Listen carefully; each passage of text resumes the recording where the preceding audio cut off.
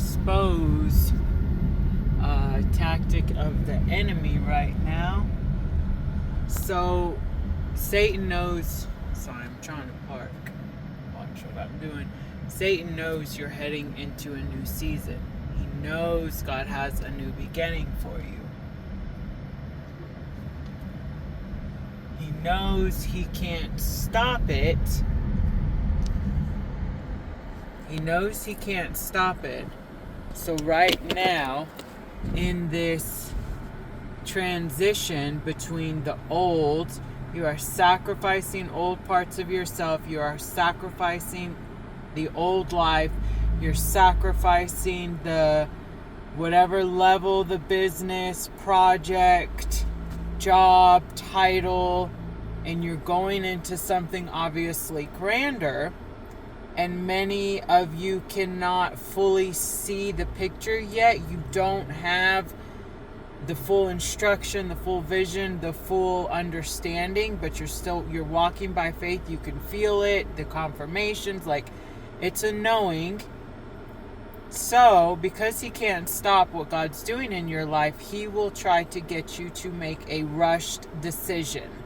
He'll try to make you uncomfortable in the in-between, right? It's like you're in the waiting room.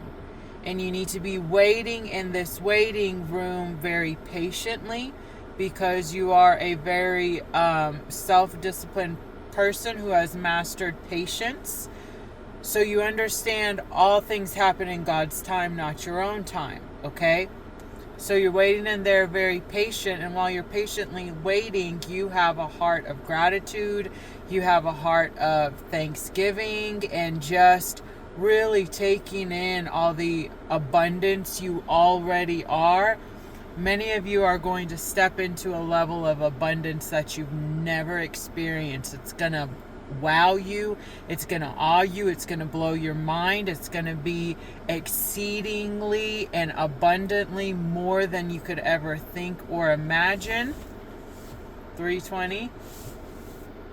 So, in this waiting room, right, and you might be mastering that last layer of the patience and operating from a state of grace in the waiting room, right?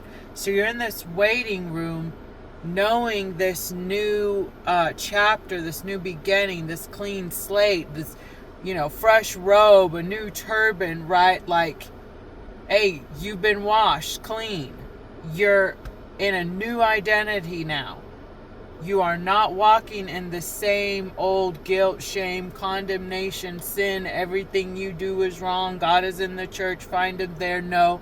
You're understanding deeper. You're understanding that the kingdom is within. You're doing the inner work. You're healing. You are seeking first the kingdom of God and its righteousness. And now everything because of that, because you, Matthew 6:33'd it, now you're going to the other side of that. So in this in-between, do not let Satan, do not let the enemy, do not let your adversary, do not let the liar, because he's a liar, do not let him make you make a rush decision or act like you gotta do something. Remember, your job is to regulate the nervous system and just sync it baseline, your autopilot, right? You have trained it to remain calm, be still, and know that I am God. Listen, God is not a man that he should lie. He doesn't lie. His promises are real. What his word says, it's literally alive and active. And guess what? All those promises, all those rewards, all those blessings, they still apply to you today. Yes, they do. So, don't let the enemy try to make you think you're behind or you missed it or somehow, you should have it all figured out.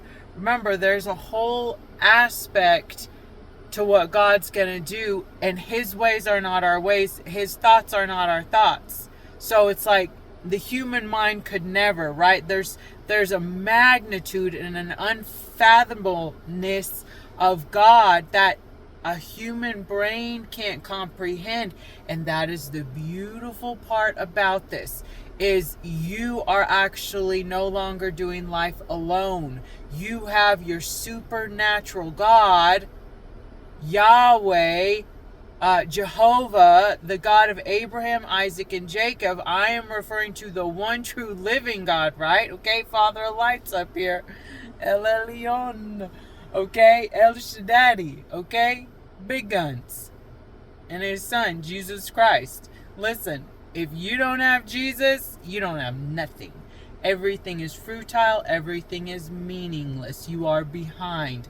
That's where you're behind. You're behind. Why? Because you don't know the mysteries of this world. You don't know how the universe and its laws really work.